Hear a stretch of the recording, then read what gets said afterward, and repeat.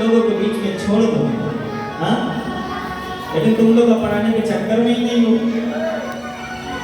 अभी अध्यक्ष जी की कुर्सी यहाँ पे नहीं लगी थी तो हमें चिंता हो गया कुर्सी कहाँ गई, लेकिन कुर्सी खिसक तो नहीं। तो प्रबंधक जी हमारे यहाँ की एकदम स्ट्रॉन्ग है, तुरंत थोड़ा सा इस बाजे को साइड में किया और प्रबंधक जी अध्यक्ष जी का कुर्सी लगाया। जोरदार तालियां प्रबंधक जी की। ये होता है प्रबंधक जी का मैनेजमेंट। और सच में मेरे प्यारों, आप लोग तो पूरा मैनेजमेंट अपने हाथों में ही ले लिया। श्रीमद् भागवत कथा का और साउंड का, टेंट का, भंडारे का, सब कुछ महिला मंडल ने लिया है। पुरुष मंडल यहाँ पे कुछ भी नहीं लिया है, लेकिन सहयोग वो भी कर रहे हैं, ऐसी बात नहीं है। तो आप सभी लोग धन्यवाद के पात्र हो और श्रीमद् भागवत कथा के रसिक हो, प्रेमी हो। क्या बोलना पड़ेगा? राधे राधे। समय बहुत कम है, 5 बजने वाले हैं। 7 बजे आज विश्राम कर दूंगा। हाँ, अब बोलोगे महाराज जी ये मामला गड़बड़ हो गया, लेकिन जब तक प्रभु की इच्छा चलेगी तब तक कथा चलता रहेगा। तो कैसे चलना? सांवली सूरत पे मोहन,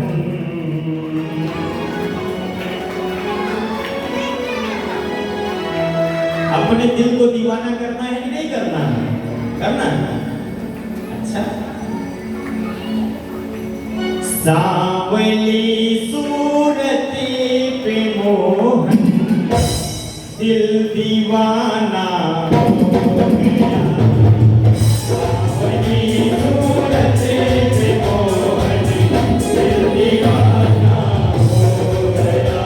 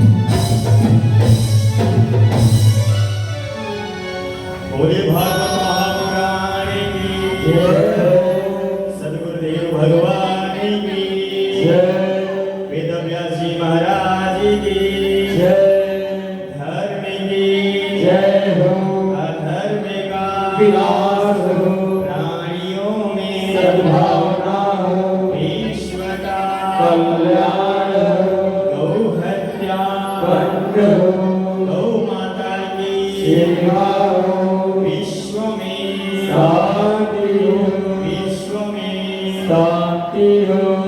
ओम शांति शांति शांति।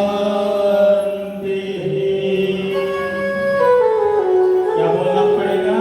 राधे राधे। और जोर से बोलना पड़ेगा। राधे राधे। और जोर से बोलना। राधे राधे।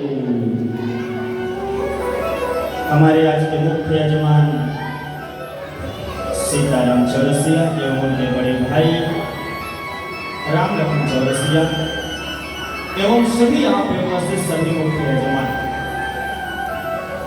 आज श्रीमद् भागवत कथा का कौन सा दिवस है? हाथ अंगुली करके बताओ कौन सा दिवस? 7वां दिवस है ना? अभी बताओ आज श्रीमद् भागवत पुराण खत्म हो जाएगी? हाँ? आज शाम को अभी जब कथा सुन लोगे तो आज श्रीमद् भागवत सप्ताह खत्म हो जाएगा कि नहीं खत्म होगा? हाँ या ना? नहीं। भगवान की कभी कथा खत्म नहीं होती। ध्यान से सुनिए, भगवान की कथा कभी खत्म नहीं होती। भगवान की कथा मात्र कुछ दिन के लिए विश्राम लेती है। देखो आज की व्यवस्था ऐसे बनाओ कि हल्ला ना हो, एकदम बहुत सनई धीरे धीरे से काम हो, और जगह आगे है आप लोग आगे घिसकते रहो, पीछे वाले आते रहेंगे बैठते रहेंगे, कोई बात नहीं। क्या बोलना पड़ेगा? राधे राधे। अध्यक्षा जी जो भी सूचना आया अति शीघ्र बोलो, हम भागवत में प्रवेश करने चल रहे हैं। भाई आप लोग ने जो सहयोग दिया है उनका नाम भी होना चाहिए ना, भगवान के रजिस्टर में सबका नाम होना चाहिए।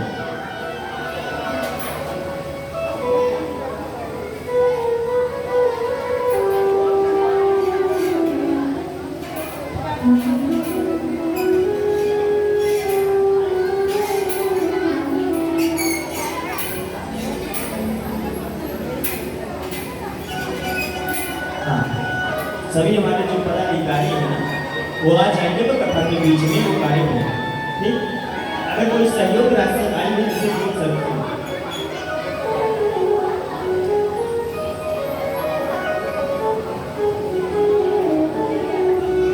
आज जो भी सहयोग राशि आई है अगर शीघ्र डायरी में मेंटेन किया जाए ताकि वो आज का ही सूचना पूरा प्रसारण हो सके।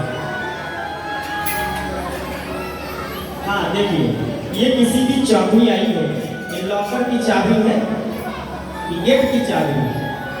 अगर ये चाबी हमारे पास आई है तो हम अभी कथा करके चलेंगे, सोना चांदी जितना होगा सब निकाल लेंगे। मंजूर है? संतोष नहीं है क्या? ये चाबी हम ही दे दो भैया। साथ बहू को दोगे, बेटा को दोगे ना तो माल खजाना लेकर के रफू चक्कर हो जाएंगे। अगर हमें दे दोगे ना तो हम वृंदावन लेकर चले जाएंगे, कन्हैया को समर्पित कर देंगे। क्या बोलना पड़ेगा? राधे राधे।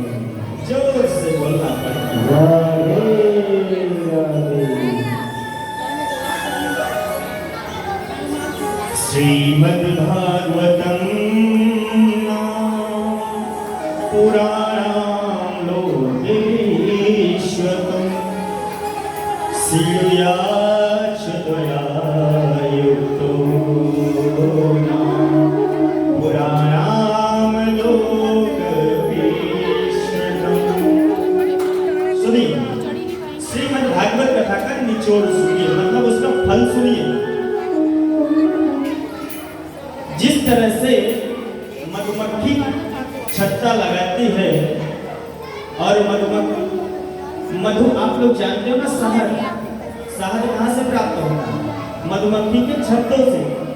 लेकिन वो छत्तों में मधु कहाँ से आता है? जो मधुमक्खी होती है ना, हर प्रकार के पुष्पों पे बैठ करके उसका रस ले आती है और उस रस को मधु में छत्ते में प्रवेश करती है, तब वो जाके शहद बनता है। अच्छा एक बात बताओ, जो शहद होता है, कभी आपने शहद को खाया है? हाँ, कितना मीठा होता है। उसके आगे तो शक्कर भी फेल है, उसके आगे तो हर मिठाई भी फेल है।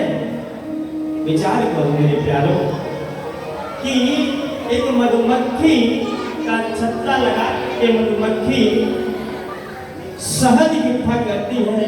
उस शहद को आप जब ले आते हो, उस शहद को जब आपने जीवा से स्वादन करते हो तो कितना आनंद की प्राप्ति होता है। और इतना नहीं, कभी कभी जब किसी को खांसी भी हो जाता है ना, तो सुबह में जब उठे वो दांतों या ब्रश करे, अगर उस शहद को 2 चम्मच अपने जीवा पे रख करके उससे 5 मिनट तक गले में रहना चाहिए, मतलब उसको खाया जाए, तो खांसी नहीं होती है। कहने का तात्पर्य है कि जो शहद औषधि है, ध्यान से सुनिए, ये शहद जो है औषधि है, और उस औषधि को अपने गले में रखो। मतलब गले में कैसे रखोगे? मान लो उसको खाया, खा करके पानी मत पियो, तब तो वो गले में रहेगा। अगर पानी पियोगे 9-2-11 हो जाएगा, तो उसका जो है आपको फायदा नहीं मिल सकेगा। ठीक उसी तरह से ऋषि वेदव्यास जी महाराज ने श्रीमद् भागवत पुराण की 18 ग्रंथ में रचना किया। क्यों किया? शिव पुराण तो लिखा तो शिव जी के बारे में लिख दिया, देवी पुराण लिखे वेदव्यास जी तो देवी जी के बारे में लिख दिया, गरुड़ पुराण लिखा तो गरुड़ पुराण लिख दिया, वामन पुराण लिखा तो वामन जी के बारे में लिख दिया। मतलब ऐसे तमाम पुराणों ने रचना की, तो सबकी प्रशंसा हर देवता को उन्होंने किया। लेकिन उनको संतोष नहीं हुआ। जब वेदव्यास जी के पत्नी के गर्भ से सुखदेव जी का जन्म हुआ, तो सुखदेव जी अपना सब कुछ लेकर के वन में चले गए। जब वन में चले गए तो वेदव्यास जी को संतोष नहीं हुआ, इसलिए कि मैंने इतना पुराण की रचना किया और इसको अगर अध्ययन कराऊंगा तो ये सबकी प्रशंसा है महाराज। तब वेदव्यास जी ना ये 18 पुराण की रचना करते श्रीमद् भागवत पुराण। और श्रीमद् भागवत पुराण है क्या चीज? रसिया जी, हर पुराणों का फल है।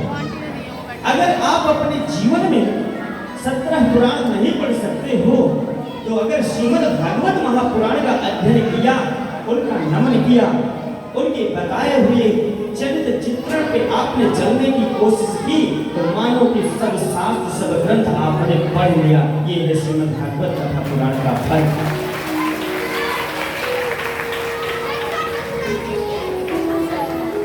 वेदव्यास जी लिखते हैं श्रीमद् भागवत पुराण में, ये लोक विख्यात है। जब से अजीब जवान ध्यान से सुनिए, लोक विख्यात किसे कहते हैं? वो तो जगत विख्यात तो ये संसार है। लोक विख्यात मतलब 3 लोक। शांति का परिचय है, शांति का परिचय। लोक मतलब 3 लोक, पृथ्वी लोक, मृत लोक। पृथ्वी मृत लोक तो एक ही है, पाताल लोक और स्वर्ग लोक।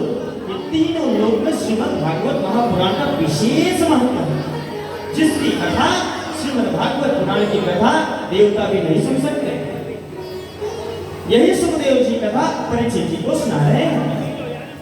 ये लोक विख्यात श्रीमद् भागवत महापुराण है, जो प्रतिदिन व्यक्ति श्रद्धा पूर्वक से होकर के श्रवण करता है, वो सबसे पहले क्या होता है जानते हो?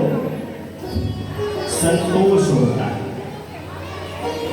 जो व्यक्ति सर्वप्रथम श्रीमद् भागवत कथा पुराण को सुनता है, तो उसे सर्वप्रथम क्या होता है? संतोष मिलता है। ये पहली बात है।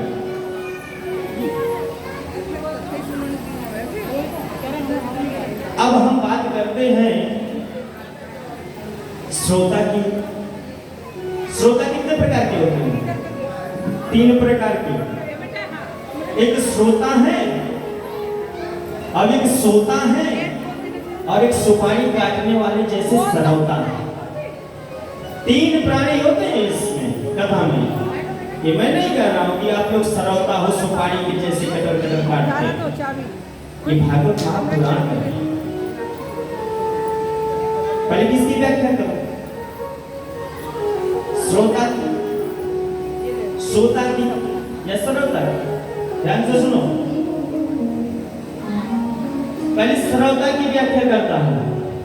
जब कभी श्रीमद् भागवत कथा हो या राम कथा हो, जब उस कथा पंडाल में जब कोई व्यक्ति आता है, 7 दिन की कथा गुजर रही है और 7वें दिन में वो व्यक्ति आया, इसलिए कि देखो महिला मंडल की अध्यक्ष श्रुति सिंगर ने मुझे निमंत्रण कार्ड दिया, प्रबंधक जी मुझे कार्ड दिया, लेकिन मैं 6 दिन नहीं पहुंची, 7वें दिन पहुंचना है, थोड़ा फॉर्मेलिटी अदा कर ही लेते। ये सरौता का लक्षण है महाराज। और आएंगे बिना एक को लेकर के आएंगे, क्यों? टाइम पास करने के लिए। टाइम पास कैसे होगा? देखो दीदी चलो 1 घंटा तो बिताना है, मामला यहाँ है, लेकिन कथा में ज्यादा ध्यान नहीं होगा। ज्यादा ध्यान किसमें होगा? तुमसे बात करेंगे। और जो दीदी आई है वो भगवान की बहुत बड़े उपासक हैं, बैठी हैं और उनके बगल में बैठ के कहते, दीदी जी तुम्हारे घर में क्या हो रहा था कल, बताओ ना। अब दीदी जी कह रही अच्छा, फिर 2 मिनट चुप हो गए। फिर दूसरी 2 मिनट बाद गए, अरे दीदी जी बताओ ना कल आप क्या क्या बनाया था। अब दीदी जी इधर से बात सुन रही है, इधर से निकाल रही है, और दूसरे वाले व्यक्ति दीदी जी कर रही हैं एक दूसरे की बातें। दीदी जी आपके जो जेठानी है ना बहुत दुष्ट है। क्या हुआ? हाँ जो बता रही उसको। अरे कल मैं गई उसके पास कुछ मांगने के लिए, उन्होंने कहा क्या तुम्हारे पास आई है क्या? महाराज जेठानी बहुत दुष्ट है। अच्छा फिर कुछ देर के बाद, दीदी तुम्हारे पति कैसे हैं, तुमको मानते हैं कि नहीं मानते? नहीं क्या दूसरा पति उसको मानेगा क्या? तो उसको पति नहीं मानेगा, बताओ। मतलब कुछ लोग तो ऐसे कथा में आते हैं जो सरौता है, ना कथा सुनते हैं और ना कथा सुनने देते। वो कैसे भक्त हैं? वो सरौता की तरह, वो सुपारी तरह काटते रहते हैं हर एक व्यक्ति की बात। क्या बोलना पड़ेगा? राधे राधे। तो उनके लिए ताली बजाओ, सरौता के लिए।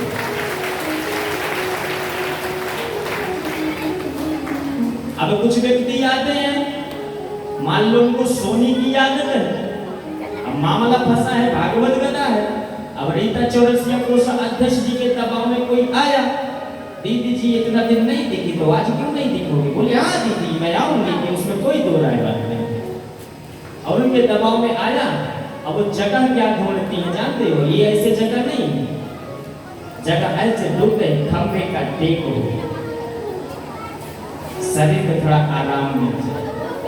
कथा चल रही, कथा से क्या मतलब है? घर में तो सोना है ना, ये खंभे की टेक मिल जाए और कहीं व्यास जी के सम्मुख हम ना रहे, ओट में रहे तो अच्छी बात।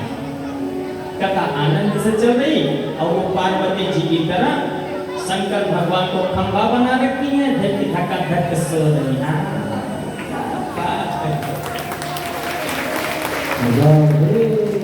ये 2 प्रकार के श्रोता हैं। और तीसरे प्रकार के श्रोता कैसे हैं? वो श्रोता, उनको ये ध्यान नहीं है कि हम कहाँ बैठे हैं, मेरे लिए मैनेजमेंट क्या हुआ, हम जमीन पे बैठे हैं कि अपने आसन पे बैठे हैं, कि हम अपने परिवार को छोड़ करके आए हैं या हम किस लिए आए हैं, सब कुछ भूल जाती है मेरे प्यारो। वो तो सिर्फ मेरे गोविंद की कथा सुनने के लिए दिन रात गंवा देती हैं और श्रीमद् भागवत कथा को प्राप्त करने के लिए सब कुछ अपना न्यौछावर कर देती हैं। वो है श्रोता। बोले वृंदावन बिहारी लाल की जय हो। तो 3 प्रकार से महाराज श्रोता होते हैं। ये मैं नहीं कह रहा हूँ, ये वेद व्यास जी लिखे हैं। तो हमें कैसे बनना है? ना सरलता बनना है, ना सोता सोता मतलब सोते हुए, हमें सिर्फ सोता बनना है, जो भागवत कथा को हम श्रवण कर सकते। तो ये श्रीमद् भागवत कथा क्या है? लोक विख्यात कथा है, जगत विख्यात नहीं, जगत विख्यात तो है ही है, लेकिन इनकी महिमा का गान तीनों लोकों में है। हाँ? नित्यं भागवतं यस्तु पुराणां पठेत् नरः प्रत्येकाक्षरं हृदयस्य कपिलादानिजं फलम्। सुनो, सर्वप्रथम भागवत कथा श्रवण करने से मन में संतोष होता है। संतोषम धनम संतोषम कृष्णम संतोषम राम। अगर जिसके मन में संतोष हो जाए ना, उसके मन में, उसके जीवन में सब कुछ प्राप्ति है। और जिसके मन में सब कुछ होने के बाद अगर संतोष नहीं है, उससे ज्यादा भिखारी इस दुनिया में कुछ भी नहीं। जब हमारा धन क्या है? आज ये संसारिक लोग क्या करते हैं? हमारा धन पैसा है, गाड़ी है, मोटर है, बंगला है, हा? लेकिन हम लोग क्या करते हैं? जल्दी बताओ, नहीं तो पर्स में से पैसा निकलवाना शुरू कर दूंगा। हम लोग क्या करते हैं? हमारा धन क्या है? हाँ? आप लोग का धन तो सब कुछ है ना, लेकिन हमारा धन क्या है? हमारो धन राधा श्री राधा श्री राधा।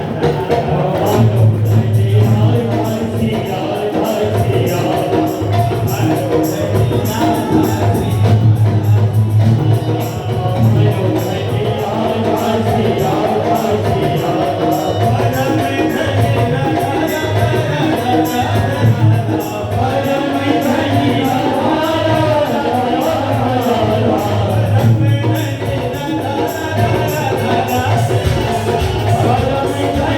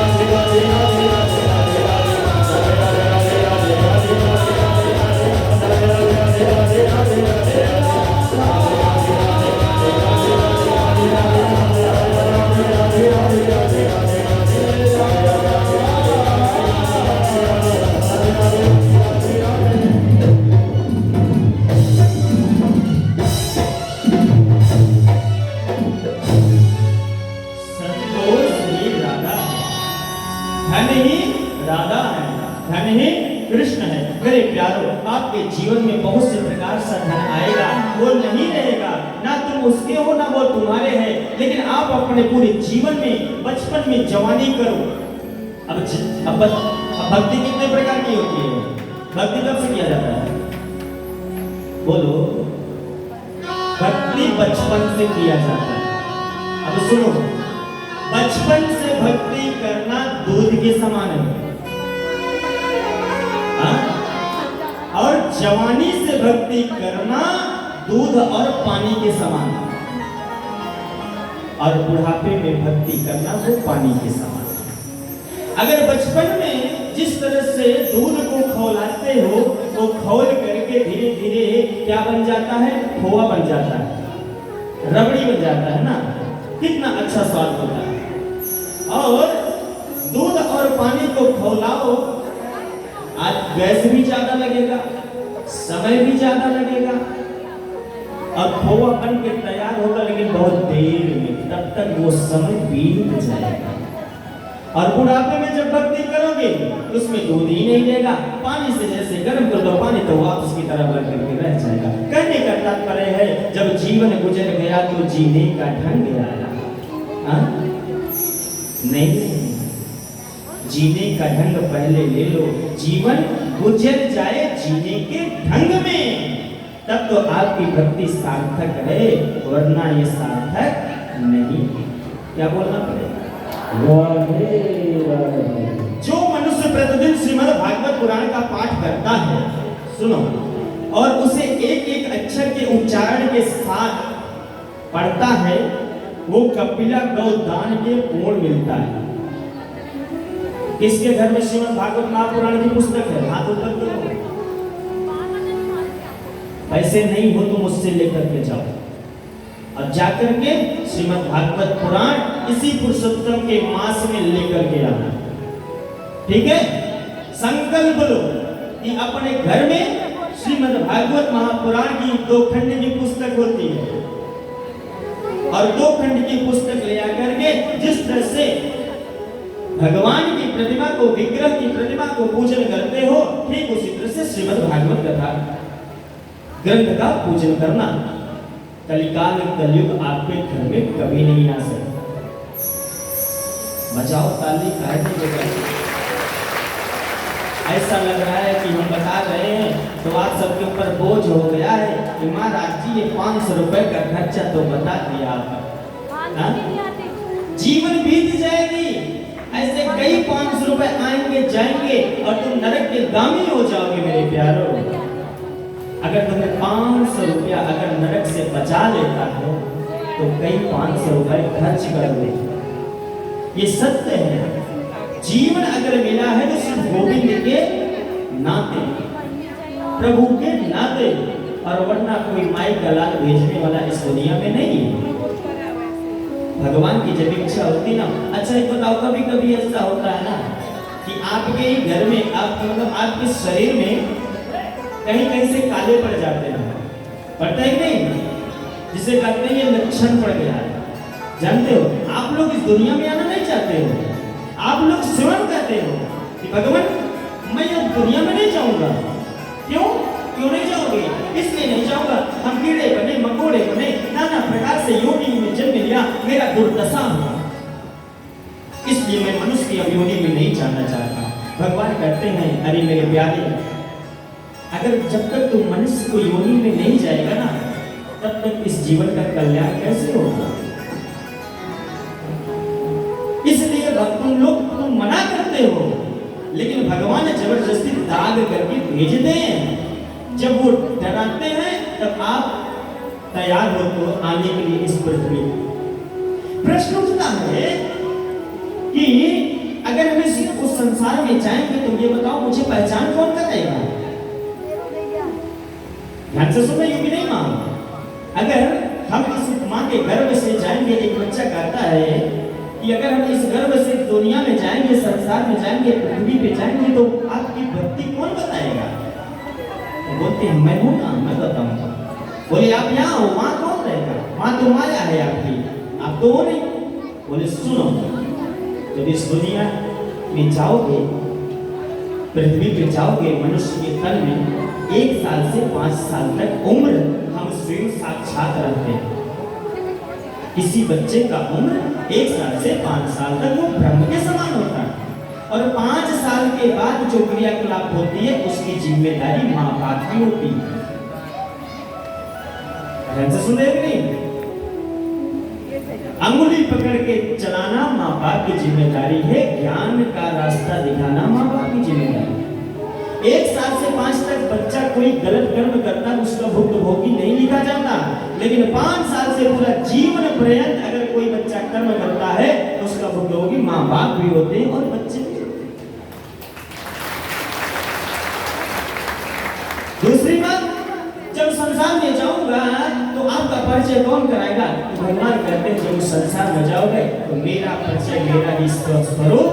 अगर श्रीमद् भागवत पुराण सुनोगे, राम कथा सुनोगे, देवी भागवत सुनोगे, कोई भी कथा सुनोगे, जो कथा वाचक है, जो कथा सुना रहा है वो कोई दूसरा नहीं होता, वो हम साक्षात होते विष्णु के समान।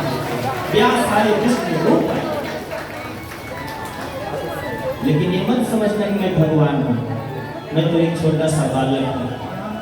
हम जैसे तुच्छ प्राणी कहीं नहीं मिलेंगे, ये मैं कहना चाहता हूँ। बस इतना सुनो कि जो व्यास जी से बताई जाए, गुरु का गुण अवगुण मत देखो, मात्र अपनी कथा पर ध्यान रखो। और जो व्यक्ति ये श्रीमद् भागवत कथा का पाठ करता है और पुस्तक रखता है, घर में पूजन करता है, सर्वप्रथम संतोष, दूसरा कपिला गौदान के बराबर वो फल प्राप्त करता है। लोकादेश लोक पारम वनित्यम भगवतो पठेत चुड़ियादिनस्तु गो सहस्त्र फलम लभे। जो मनुष्य प्रतिदिन भागवत के आधे श्लोक, ध्यान से सुनिए, जो व्यक्ति श्रीमद् भागवत कथा के ग्रंथ को श्लोक या चौथाई श्लोक का पाठ अथवा सुनता है किसी ब्राह्मण के द्वारा या करता है, उसे 1000 गौदान के बराबर वो फल प्राप्त होता है। आपने श्रीमद् भागवत कथा अभी तक सुन रहे हैं, आप अपने जीवन में या 7 दिन के अंदर कुछ भी नहीं किया, कोई बात नहीं, लेकिन आपने आज संपूर्ण भागवत सुन करके आप 1000 गौदान कर लिए, ये सबसे बड़ी बात है।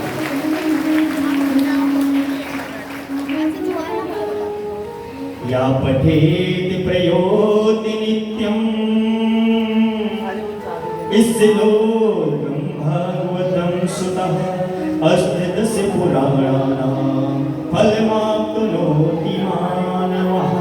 जो प्रतिदिन पवित्र चित्त होकर के भागवत के एक श्लोक का पाठ करता है, वह मनुष्य 18 पुराणों का पाठ फल प्राप्त करता है।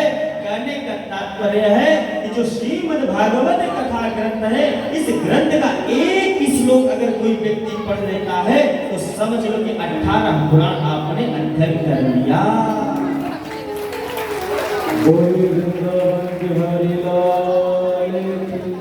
नित्यं मम कथा यत्र तत्र तिष्ठं भवश्रवः कलिवाहयानस्तेयो योजयन्ति सदा।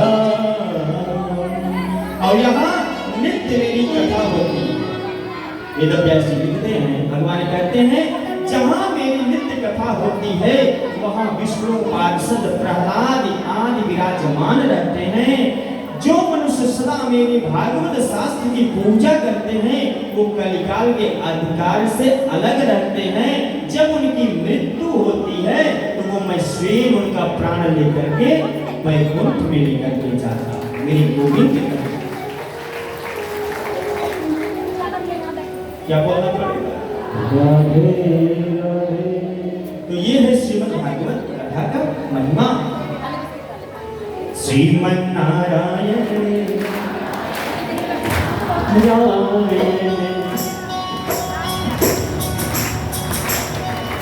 बोलो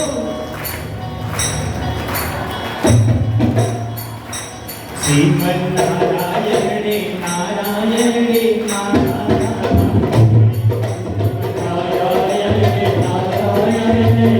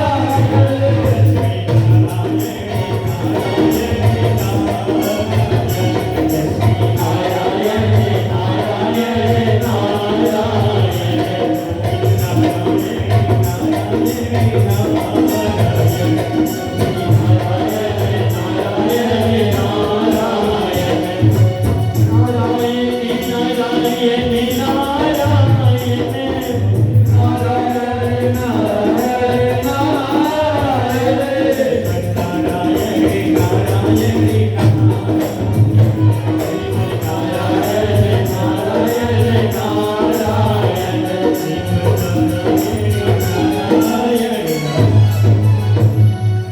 बोलना पड़ेगा?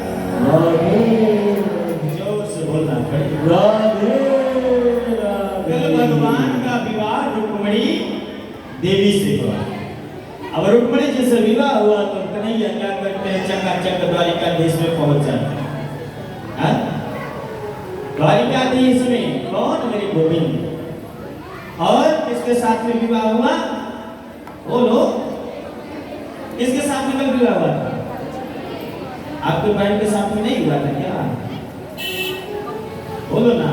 रुक्मणी मेरी बहन है, रुक्मणी मेरी बेटी है, रुक्मणी मेरी राधा है, रुक्मणी मेरी सर्वेश्वर है, रुक्मणी मेरी प्राण है, रुक्मणी मेरी जीवन का आधार है। मेरे जीवन में जो आत्मा है वही है रुक्मणी, और उन्हीं से मेरे गोविंद विवाह किए।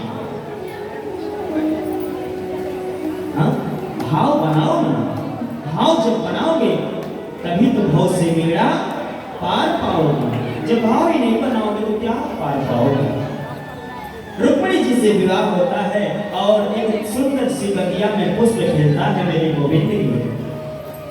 रुक्मणी के बगिया में, कृष्ण के बगिया में सुंदर सा पुष्प खिलता है। कहने का तात्पर्य एक पुत्र की उत्पत्ति होगी और पुत्र का नाम प्रद्युम्न है। और जब प्रद्युम्न ने जन्म लिया तो उससे वरदान मिला था कि प्रद्युम्न के हाथों से समरासुर का वध होने वाला है। और ये कथा सुखदेव जी परीक्षित जी को बता रहे हैं। समरासुर घबरा गया, कृष्ण के पुत्र से मेरा हत्या होगा कंस की तरह। ध्यान से सुनिए। अब अंत में क्या हुआ? समरासुर गया, उस पुत्र को लिया, लेने के बाद तलवार निकाला, बोला कि ये अभी छोटा है, इसको मार करके खत्म कर दो और मैं अभय हो जाऊंगा, कोई मुझे मार नहीं पाएगा। मेरे प्यारो, समरासुर लेकर के मारने के लिए जैसे तैयार होता है ना, तो वहां पे कौन आते हैं जानते हैं? श्रीमन नारायण नारायण नारायण, श्रीमन नारायण नारायण नारायण, भगवन नारायण नारायण नारायण, भगवन नारायण नारायण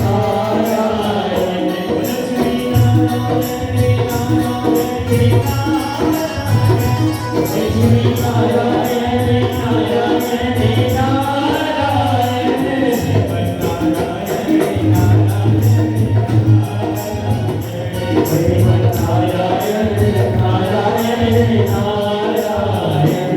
नारायण समरासुर को नारद जी भगवान क्या कह रहे हैं कि तुम पागल नहीं हो, तुम एक बच्चे को मार रहे हो।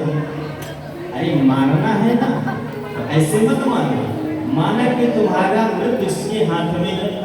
मान लो तुम एक बच्चे को मारोगे तो कलंकित बन जाओगे। हाँ, जो तुम्हारे प्रजा है वो कहेंगे कैसा ये राजा है। तुम ऐसा करो, इस बच्चे को लेकर के जाओ समुद्र में और इतनी ऊंचाई से फेंको महाराज, इतनी ऊंचाई से फेंको, जब ये गिरेगा तो इसका प्राण आधे रास्ते में निकल जाएगा। बोले अच्छा। अब देवर से नारद जी बता रहे हैं। फिर इसके बाद जब ये बच्चा समुद्र में जाएगा, मरने के बाद ये बॉडी जो होता है ना, जल में ऊपर आ जाता है कि नहीं आता है? आता है ना। कभी आपने देखा है कि बॉडी जब जल में बाहर जाए तो ऊपर आ जाता है। तो नारद जी क्या कर रहे हैं, जब ये मर जाएगा इसको जीव जंतु खा जाएंगे। बोले हाँ ये तो बात तो सही कहा, अगर संत हो तो ऐसा ही बिनु सत्संग विवेक न होई, बिनु सत्संग विवेक न होई, राम कृपा बिनु सुंदर बन सोई, राम कृपा बिनु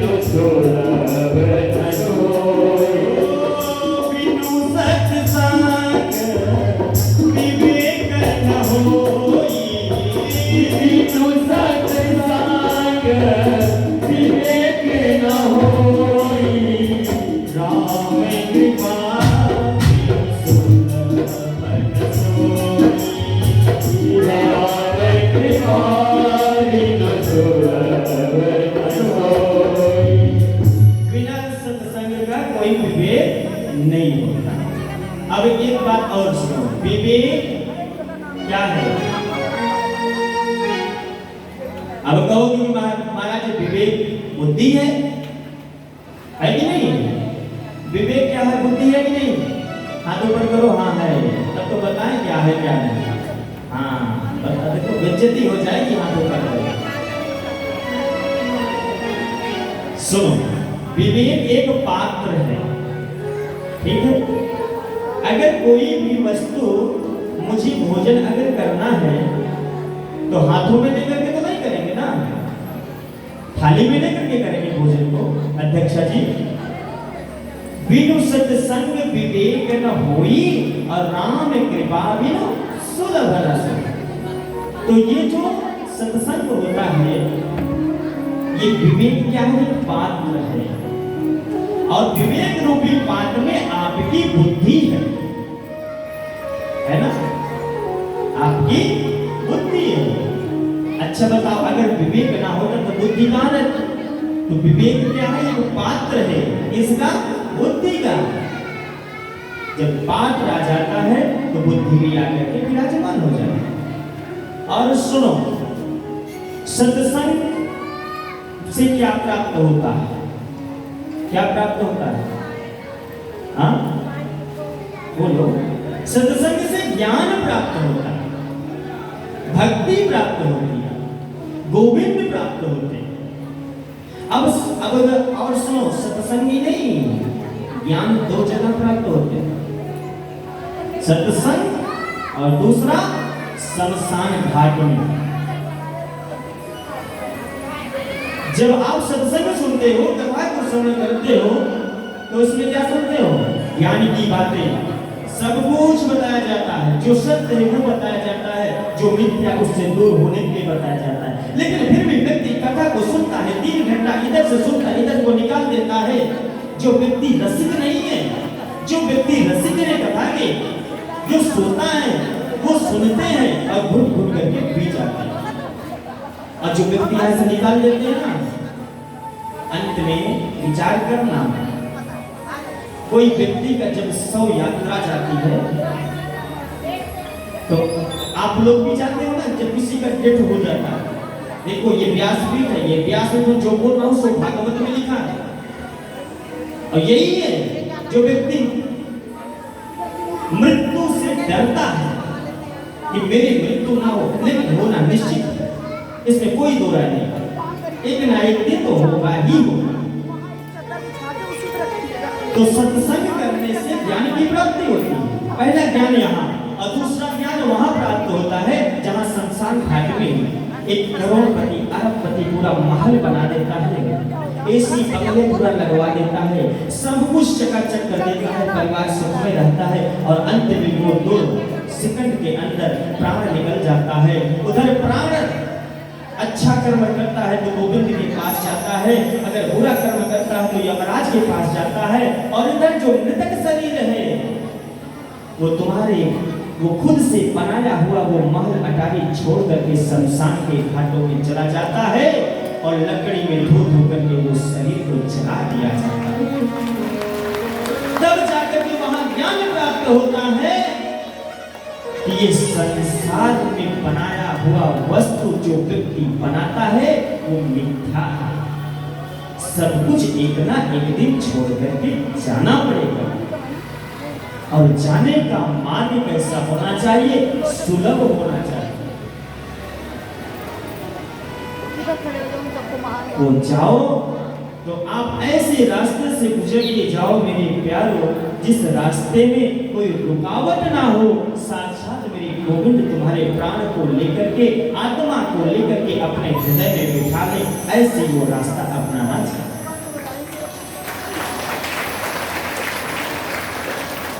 तो समरासुर ने उस बालक को समुद्र में ले गया, बोला महाराज जी बहुत अच्छा आपने सत्संग का विचार दिया, और मैं इसको यहीं पे खत्म कर देता। और जैसे समरासुर उस बालक को ऊंचाइयों से छोड़ा महाराज, वो प्रभु की ऐसी लीला हुई, बालक आनंद से वो समुद्र में आ रहा है, गिर रहा है। और प्रभु की लीला रुक्मणी देख रही है, लीला बालक समरासुर लेकर के गया, और रुक्मणी के मन में पीड़ा हो रही है, स्वामी ये कैसे तुम लीला कर रहे हो? प्रभु कहते हैं तुम थोड़ा ठहरो तो सही, देख भी जाओ। अंत में प्रभु ही स्वयं मछली का रूप धारण करके उस बच्चे को निगल लेते हैं। अभी मैंने पहले बताया था ना, मत्स्य का रूप भगवान का है। तो जब मछली के रूप में भगवान ने अपने पुत्र को भगवान बैठे हैं रुक्मिणी के पास, और यहाँ मछली के रूप में भगवान उस बच्चे को निगल लेते हैं। मारने वाला है भगवान, बचाने वाला है भगवान, मारने वाला है भगवान, बचाने वाला है भगवान, मारने वाला है भगवान, बचाने वाला है भगवान, मारने वाला है भगवान, बचाने वाला है भगवान। मारते भी है भगवान और बचाते भी है भगवान। तो समरा सुनते घर में एक दास दासी रहते थे, ध्यान से सुनिएगा। और जो वो मछली को निकल लिया तो उसे समुद्र से मछुआरे पकड़ करके उस मछली को ले गए बाजार में बेचने के लिए। और जब बाजार में ले गए बेचने के लिए तो समरासुर के घर में दास और दासी काम करने वाले थे। और वही समरासुर के दास दासी बाजार में गए और बाजार में उसी मछली को खरीदा जिस मछली को समरासुर के द्वारा पुत्र बनाया गया था, और जो मछली पुत्र को निकल ली वही मछली लेकर के आती है। कौन? उसके घर के दास और दासी। और अंत में उस मछली को जब चीरते हैं ना, ध्यान से सुनिए, उस मछली को जब चीरा तो पुत्र की उत्पत्ति हुई। तो वो दास दासी ले आकर के समरासुर को दे दिए। सुनिए, वही बालक जिसने अपने हाथों से मारा था और वही बालक उनके घर में पुनः आ गया। और अंत में समरासुर सोचा जो मैंने बहाया था उसका तो गोपनता है, नमो नमः हो ही गया है। अगर मान लो और एक बार देखता है तो उसको मालूम पड़ता है ये तो वही बालक जैसे दिखाई दे रहा जो मरा, जो मैंने बहाया था। लेकिन उन्होंने सोचा इतनी ऊंचाई से बहाया हो तो मर ही गया होगा, ऐसा कर इसका नाम प्रद्युम्न रख दिया। वो भी प्रद्युम्न रख दिया नाम। इसको दास दासी को बोला इसका नाम प्रद्युम्न, और तुम इसकी सेवा करो, तुम्हारे पास कोई संतान की उत्पत्ति नहीं है। और अंत में जब वो सेवा करने लगी ना, उसके घर में उसके गोद में तो बालक होना नहीं। ऐसा सेवा किया कि नारद जी को एक दिन आना पड़ा, नारद जी को बताना पड़ा कि हे दासी, तुम अगले जन्म में व्रती थी और ये तुम्हारे पति कामदेव हैं। और जब शंकर जी समाधि में थे ना, तो ये कामदेव जो है फूलों की वर्षा की बाणों की वर्षा का प्रहार कर रहे थे। और अंत में श्री भगवान ने जब आंख खोला तो कामदेव भस्म हो गए। तब तुमने शंकर भगवान से विनती किया और शंकर भगवान भोलेनाथ से कहा कि स्वामी, मेरे प्रभु, मेरे स्वामी का हाल ये क्या कर दे, अब मेरे पति तो नहीं रहे, अब मैं क्या करूं? तब शंकर भगवान वचन दिया क्या? कृष्ण तनय हुई नहीं पति को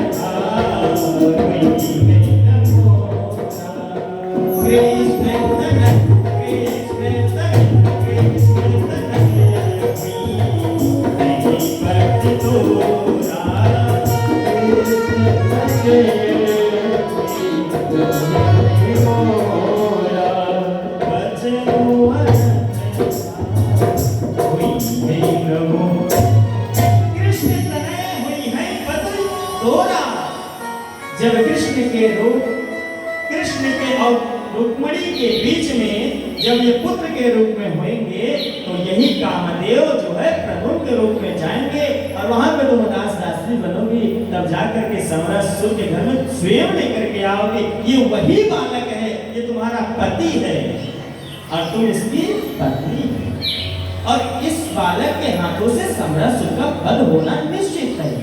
तब वो मायावी तो थी दासी, अंत में जल्द से जल्द अपने पति को स्वरूप देखते हुए परा करती है और अंत में प्रदोम में समरासुर का उद्धार करते हैं। बोले प्रदोम जी महाराज की जय हो, कृष्ण कन्हैया लाल की जय हो। महाराज, अब आपको मैं बताने चल रहा हूँ, कृष्ण का विवाह एक नहीं 8 इनकी पटरानी हुई। कथा बहुत संक्षिप्त समय नहीं है। 8 पटरानी हुई जिनका नाम है सर्वप्रथम रुक्मणी और दूसरा जामवंती, तीसरा सत्यभामा, चौथा कालिंदी, पांचवा मित्रविंदा और सातवां छठवां सत्या और सातवां भद्रा और 8वां लक्ष्मणा। ये 8 पटरानी श्री कृष्ण की हुई। और सुनो, और जो कहते हैं भगवान को 16,100 रानी से विवाह किया, वो चुल्लू भर में पानी में डूब करके मर जाए, जो ऐसी प्रसिद्ध कहते हैं। विवाह का मतलब समझते हैं, प्रेम का विवाह किया। भौमासुर ने 16,100 कन्याओं को बंदी बना दिया और जो 16,100 कन्या थी ना, वो रो रो करके विहल हो गई और उन्होंने कहा कि अब मुझे इस दुनिया में कोई पूछने वाला नहीं है। अगर माना कि भौमासुर ने मुझे छोड़ भी दिया तो दुनिया वाले मुझे कलंकित कहेंगे। वो आंखों से रो पड़ी। कृष्ण को उस रोने की पीड़ा हृदय में नहीं सह सके, तो कृष्ण भगवान वचन दिया कि मैं आपसे प्रेम विवाह करूंगा। कृष्ण भगवान तब जाकर के भौमासुर को भी उद्धार करते हैं और सारी राजकन्याओं को छुड़ा करके 16,100 कन्या से विवाह और प्लस 8 पटरानी, टोटल 16,108 पटरानियों से प्रेम का विवाह। क्या बोला? राधे राधे, जोर से बोलना। राधे राधे।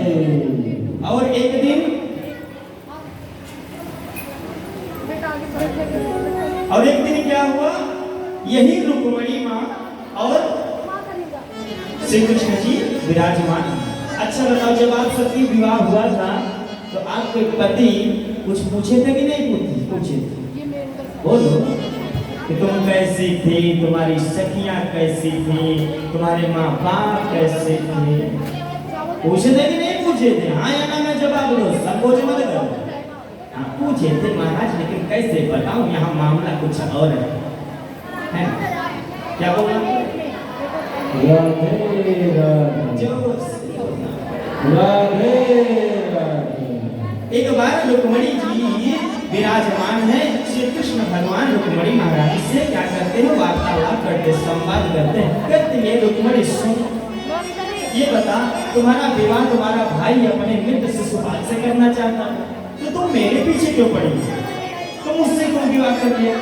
अब बता, जो मेरा बदली करता है ना, कभी कभी ऐसा भी होता है भूखे भी सोना पड़ता है और कभी कभी तो माला माल हो जाता है। अब हम परीक्षा बहुत देते हैं और ये तो बात सत्य है। जो कृष्ण का उपासक है ना, उसके ऊपर दुख बहुत आता है, लेकिन वो दुख नहीं है। लोग कहते हैं कि हम इतना पूजा करते हैं, मेरे ऊपर दुख आता है। दुख नहीं, कृष्ण भगवान तपस्या देते हैं कि जो मेरा असली उपासक है वो इसी दुनिया से गुजर करके अब उस दुनिया में मैं नहीं भेजूंगा। जो भी अगर उसका बचपन से लेकर के जब तक वो ज्ञान में नहीं था तब तक अगर कोई कर्म किया है उसको वो भोग ले और अंत में तू मेरे पास चला आ और तुझे इस दुनिया में कभी नहीं भेजूंगा। ये मेरे कृष्ण का संदेश है। तो रुक्मणी जी से संवाद होता है। रुक्मणी जी कहते हैं, सुनो मेरे कन्हैया, ये तुम्हारी ये ना झूठी झूठी बहकी बातें मुझे मत बताओ। तुम इतने सांवले से हो, कौन तुम्हें नहीं देख करके फिदा हो जाएगा? हाँ, कौन तुम्हें देख करके नहीं फिदा हो जाएगा? अगर तुम लली होती तो कितने के गले कट जाते। कृष्ण भगवान को कह रहे रुक्मणी, अगर तुम लली होती तो कितने के गले कट जाते हैं। ये तो बताओ, तुम लाला हुई गोपियां तुम पे तरस गई, बारी गई। हाँ, तो आप लोग को भी बात आई नहीं है? कृष्ण भगवान कहते हैं अगर तू आई गई है मेरे साथ में तो कोई बात नहीं, तब तो मामला चकाचक है।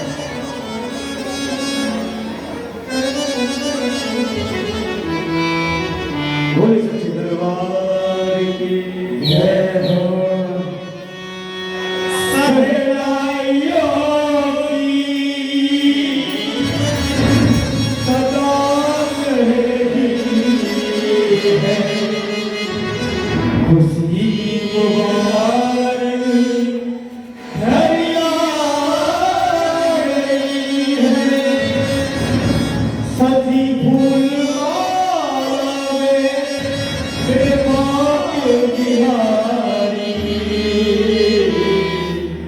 जमी पे पलक से घर आ गई है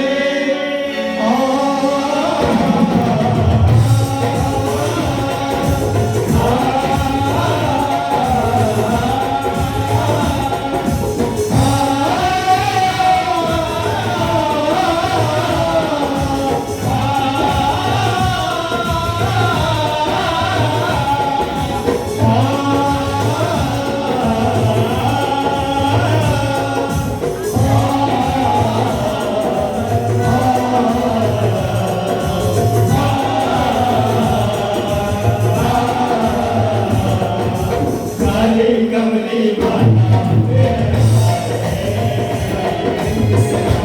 कमली वाला मेरा यार मेरे मन का कौन काली कमली वाला मेरा यार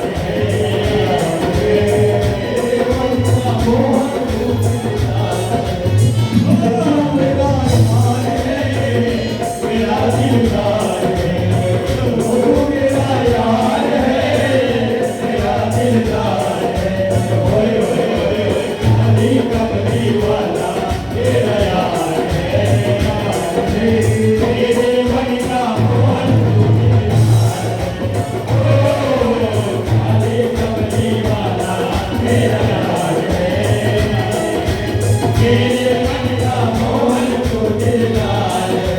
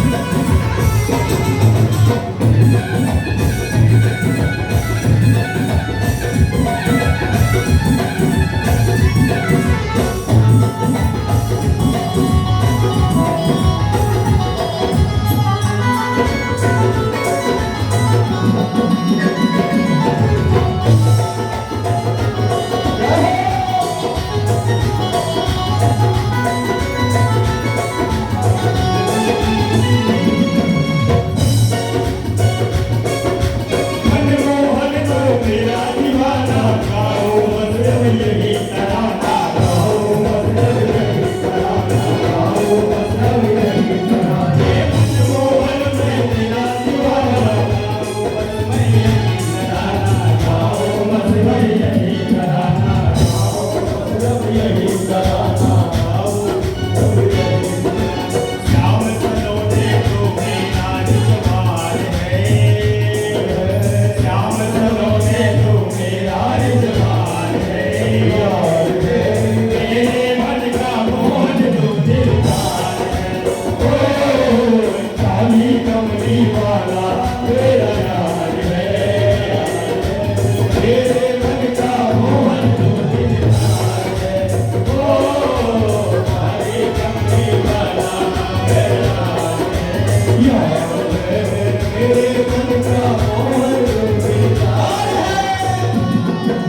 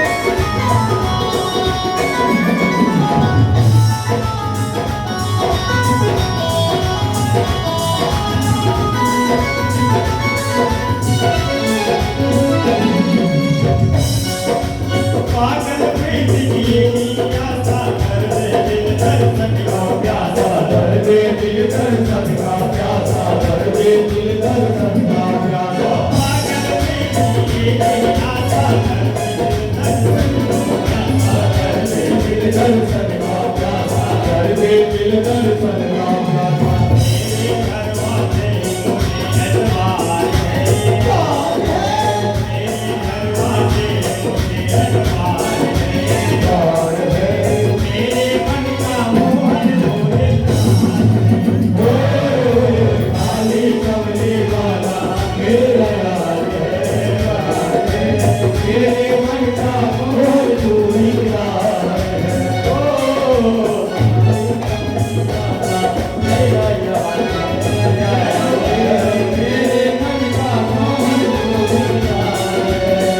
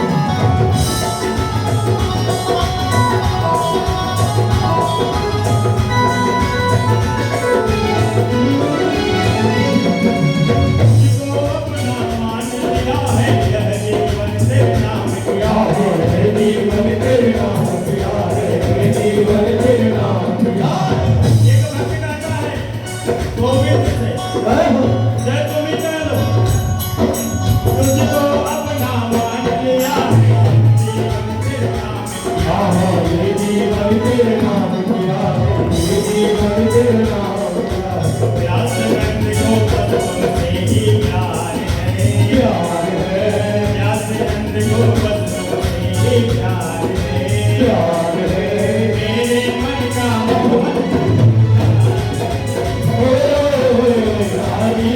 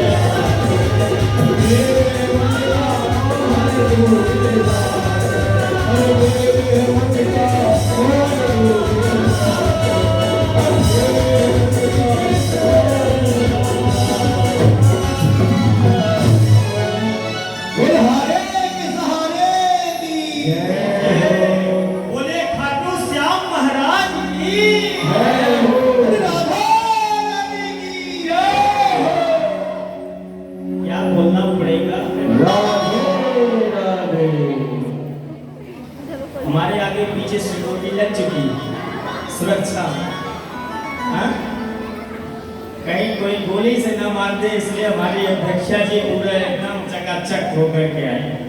जय भगवान।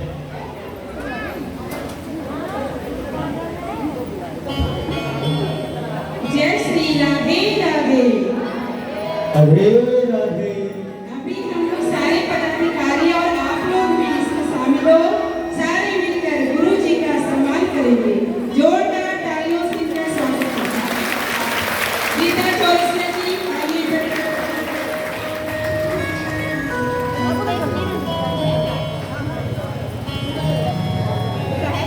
देखिए, हमारे श्री राधे राधे चैरिटेबल ट्रस्ट श्री धाम वृंदावन से जो कथा चल रही है, इस कथा में 6 पदाधिकारी हैं, जो श्रीनी सिंघा हैं जो अध्यक्ष के पद हैं, और जो हमारे प्रबंधक जी हमारे पास में हैं, जो इन्होंने मुकुट लिया है, और जो पैसा लेखा जोखा करते हैं वो कोषाध्यक्ष रीता चौरसिया जी हैं, और जो हमारे उपाध्यक्ष जी हैं वो नीतू भरद्वाज जी हैं। नीतू भरद्वाज जी कहाँ हैं?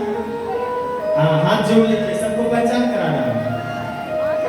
और जो कोषा अध्यक्ष है वो रीता चौरसिया जी, और जो हमारे उप कोषा अध्यक्ष है वो निधि जी है, डॉक्टर निधि। कहाँ है? खड़े हो जाओ।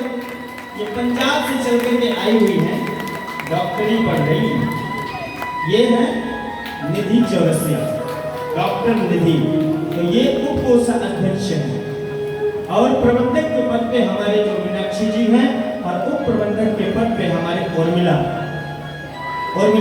जी हैं। ऐसे 6 महिला मंडल इस कथा को आपके सहयोग से ये चला रही है। इनको खूब ढेर सारा आशीर्वाद और व्यास योग से हार्दिक स्वागत, अभिनंदन। मैं जोरदार तालियों के साथ स्वागत करना चाहता हूँ। देखो भैया, मामला यहाँ से है।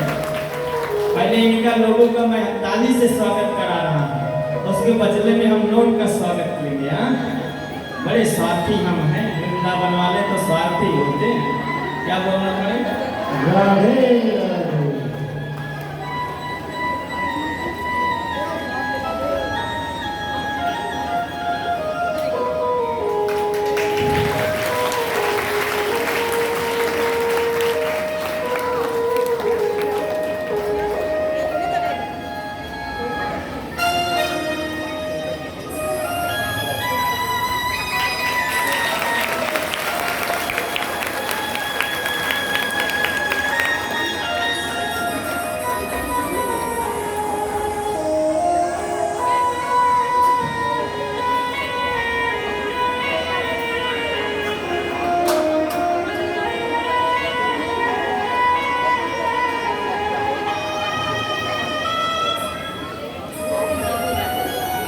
भाई देखो, पहले तो होता है माला पहना तब मान दो, लेकिन ये मालक का ही माला है तो अब मान क्या मिलेगा? मामला गड़बड़ है। फिर भी हम अध्यक्ष जी को स्वागत करते हैं।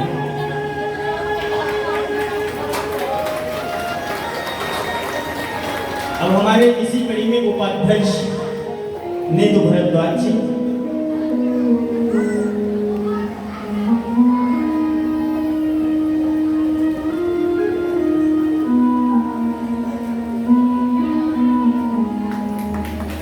इसी कड़ी में कोषा अध्यक्ष रीता चौरसिया जी,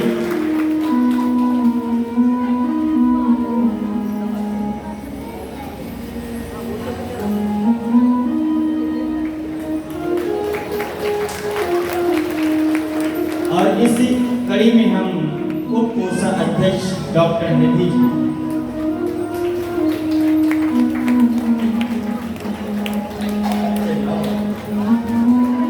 प्रबंधक मीनाक्षी कौर जी,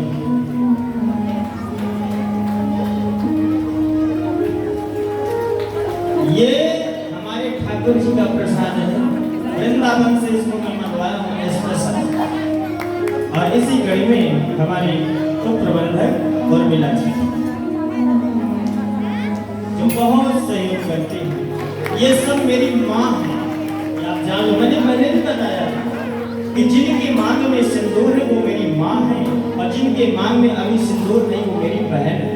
और इसी कड़ी में आम आदमी की नेता सेवक है अनीता जी, जो सेवक है। ये अनीता जी हैं, जो पूरा सहयोग करती हैं, आप सबके मस्तक पर ठप्पा लगाती हैं राधे राधे। हाँ, कोई छूट ना जाए। क्या बोलना पड़ेगा? राधे राधे।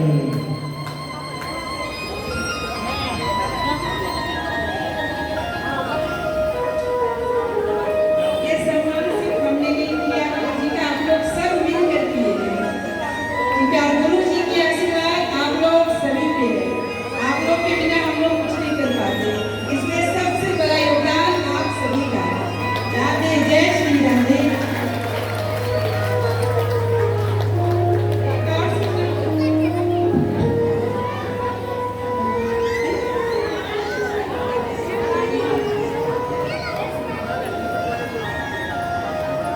अब एक और सूचना आई हमारे पास कि जो भंडारे में सहयोग करना चाहते हैं वो आज 9 बजे तक जो हो सके मंदिर में जमा कर दें। ठीक है, 9 बजे तक। ठीक है, अगर ज्यादा लेट हो गई, मंदिर बंद रहा, हमारे प्रबंधक मीनाक्षी जी का घर पास में है, वहाँ पे दे दें, एकदम बिल्कुल साथ में है। जो भी मैं सहयोग करना चाह रहे हैं भगवत वो सहयोग कर सकते हैं आज रात्रि 9 बजे तक।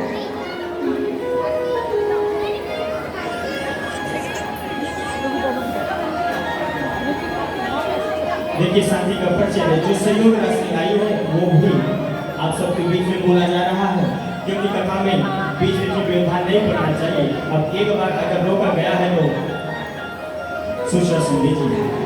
हमने पहले भी जो सहयोग राशि जिन्होंने दिया पहले नाम बता चुके हैं, आज कुछ और सहयोग राशि इसमें ऐड हो गई। बेबी जीवन पार 501, गुप्त दान है, लेकिन मैं फिर भी नाम बोल रही, 501, शारदा 100 रुपये, सतेश 251, नेहा सिंह 251, नितिन कुमार 251, रीना 200, बिमला जानकीपुरी 101, सपना यश 101 और गुप्त दान 1100 और विशाल जी अनूपनगर 501। ऐसे जय महान श्री व्यक्ति राधे। को जोरदार तालियों के स्वागत किया जाए। अमित जी और उमेश जी अति शीघ्र।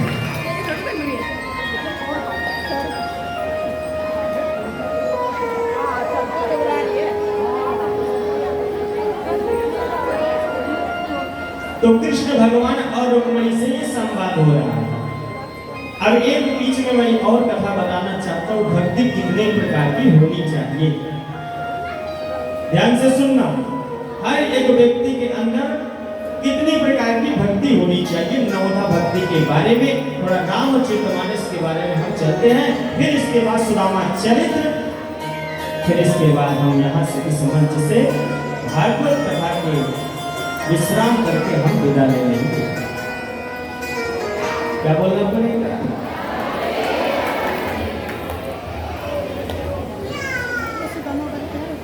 हमारे धर्म अनुरागी भक्त जो परिंदा है,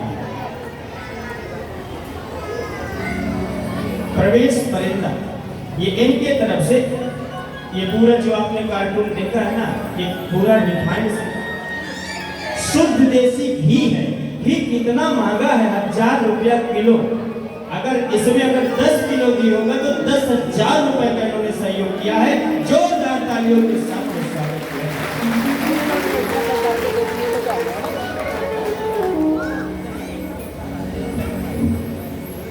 क्या बोलना पड़ेगा? राधे राधे। आपने सबरी को जानते हो कौन? सबरी माँ। सबरी माँ वो माँ है जो राम की भक्ति करके अपने जीवन को व्यतीत करती है। एक बात ध्यान से सुनना, एक दिन की बात थी, सबरी का विवाह उनके माँ पिता ने रचे कि मेरी बेटी 16 साल की हो गई, इसका विवाह कर दो। और सबरी जात की, गांव में क्या बोलते हैं जो पत्तल बनाते हैं, भिलनी, जो नाम साथ में उसे भिलनी कहते हैं। हाँ, जो जंगल के राजा होते हैं, मतलब व्यक्ति बनवासी जिन्हें कहते हैं मुशहर। ध्यान से सुनना, जंगल का राजा तो शेर होता है ना, लेकिन बनवासी ये हमेशा जंगल में ही रहा करते थे। एक दिन उनके माँ बाप सोचे मेरी बेटी जो सबरी है वो जवान हो गई, इसका विवाह कर दो।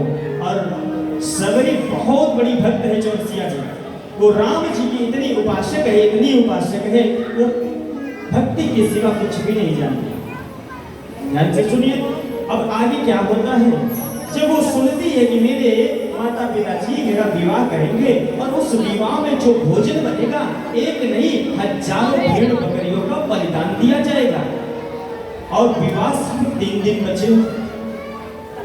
उन्होंने अपने मन को ठाना और संकल्प लिया कि अगर मेरा विवाह हो जाएगा, मैं इतनी प्रभु की भक्ति हूँ कि मैं अगर ससुराल जाऊंगी तो मेरी ननद और मेरी सास और मेरी देवरानी या मेरी जेठानी लोग ताना मारेंगे, तुम भगवान की पूजा करते हो और तुम्हारे विवाह में तो माँ बाप ने भेड़ और बकरे का बलिदान कराया, क्या तुम नहीं रोक सकती थी?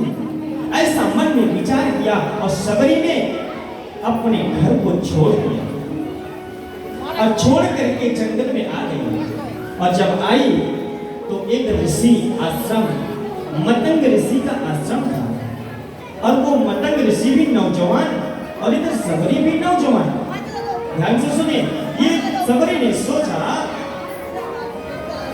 कि अब मैं इस आश्रम में जाऊं तो कैसे जाऊं? अगर मैं जाती हूं तो संसार के जितने भी लोग हैं सब मुझे कलंकित बना देंगे। मतंग ऋषि उसी आश्रम में, और उसी आश्रम में सबरी मां, विचार करो कैसी रहती है बताओ। जब मतंग ऋषि भोजन करके चले जाते थे ना भ्रमण करने के लिए, तो सबरी मां जा करके मतंग ऋषि के आश्रम का चूल्हा चौका बर्तन पोछा सब करती थी और भोजन बनाती थी, और उनके आने से पहले उस आश्रम को छोड़ करके चली जाती। ऐसे प्राय कई दिन गुजर गए। मतंग ऋषि ने सोचा कि एक बार विचार किया कि मैं आता हूँ और सब कुछ बना बनाया मिलता है, इसका कारण है, इसको मुझे पता लगाना पड़ेगा। मतंग ऋषि उस दिन क्या करते हैं, कुटिया से बाहर निकलते हैं, कुछ दूर जाकर के कुटिया की ओर पेड़ों के पीछे से खड़े होकर के देखते हैं, और जब देखते हैं तो वो सबरी आती है आश्रम में। फिर से भी चूल्हा चौका झाड़ू पोछा भोजन बनाना सारी क्रिया प्रारंभ करते हैं। तो मतंग ऋषि आ जाते हैं और कहते हैं मेरे कुटिया में कौन है? वो बाहर निकले। सबरी ने हाथ जोड़ करके कांपती हुई कहती है महाराज जी मैं सबरी जात की भिलनी। बोले यहाँ कैसे? उन्होंने सारा वृतांत बता दिया। मेरा विवाह होने वाला था, मेरे माता पिता विवाह करने वाले थे, उस विवाह में हजारों बकरे और भेड़ का बलिदान होगा। उसी हजारों भेड़ और बकरे को बचाने के लिए मैं अपने घर को छोड़ दिया और आपके आश्रम में आ गई। तो मतंग ऋषि ने कहा कि तुम मेरे जब आश्रम में आई तो ऐसे क्यों रहती हो? जब मैं आता हूँ चले जाती हो, और तुम जब जाती हो तो मैं आता हूँ। सबरी ने कहा कि गुरुजी महाराज जी क्या करूं, समय ऐसा ही है। आप भी नौजवान हैं, मैं भी नौजवान हूं। डब्बे के मुंह पे ढक्कन है, लेकिन व्यक्ति के मुंह पे ढक्कन नहीं है। हम दोनों को इस स्थिति में देखेगा तो दुनिया क्या कहेगी? मतंग ऋषि तुरंत उस आश्रम को सबरी को सौंप दिया, और भरी जवानी में वो मतंग ऋषि गुरु दीक्षा दे करके वो चले गए जंगल की ओर, गोविंद की ओर, और सबरी वहीं रहने लगी। और मतंग ऋषि ने कहा कि तुम्हारी भक्ति अटूट है, सबरी अटूट है, तुम चिंता मत करो, तुम्हारे जीवन में जरूर राम मिलेंगे, लक्ष्मण मिलेंगे। और वही मतंग ऋषि जाते हैं तो वही सबरी जो है राह निकालती है, पूरा जीवन पूरा जवानी गुजार देती है। बचपन से वो भक्ति करती है मेरे महाराज धर्मांधा की बंधु। आज वो समय क्या है? बुढ़ापा का समय, आंखें तरस रही है, राम जी को पाने। मन तड़पड़ा रहा है कि मेरे कुटिया में राम आ जाए, श्याम आ जाए।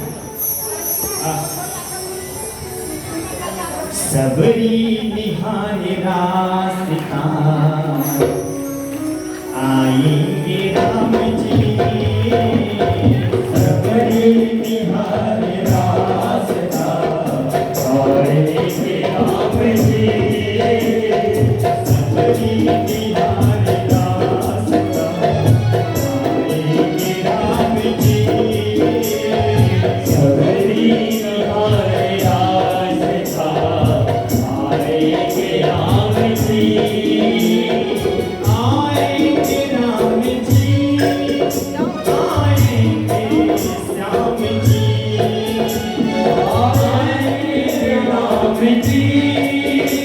आएंगे श्याम जी, मेरा विधन जीवन बनाएंगे राम जी, मेरा विधन जीवन आएंगे राम जी,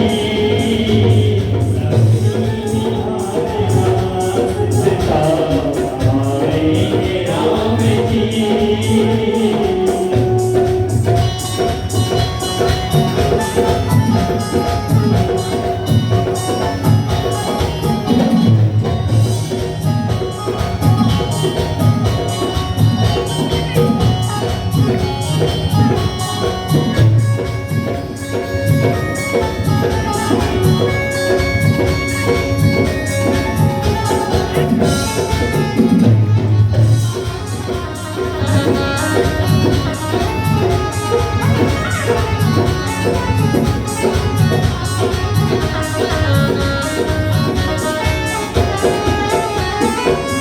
तो मैया अपने मन को सबरी की तरह बनाओ कि मेरे राम, मेरे श्याम, मेरे इस कुटिया में आ जाओ, मेरे इस मन की कुटिया में आ जाओ, और भक्ति का दीप जगा जाओ मेरे गोविंद।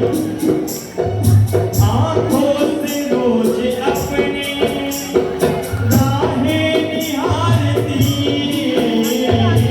आंखों से रोज अपनी राहें निहारती, आंखों से रोज अपनी राहें निहारती, आंखों से रोज अपनी राहें निहारती, कांटे लगे न कोई, कांटे लगे न कोई, कोमल राम जी, कांटे लगे न कोई, कोमल राम जी।